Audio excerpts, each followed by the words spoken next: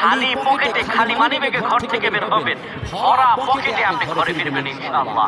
আপনার মানিব্যাগের ভিতরে এই দোয়াটা পরে ফু দিবেন, যেখানে টাকা রাখেন এই দোয়াটা পরে ফু দিবেন, ইনশাআল্লাহ আল্লাহর দেয়া কোন সম্পত্তিতে সেই জায়গাটা পরিপূর্ণ হয়ে যাবে যদি আপনি এই দোয়াটা করতে পারেন।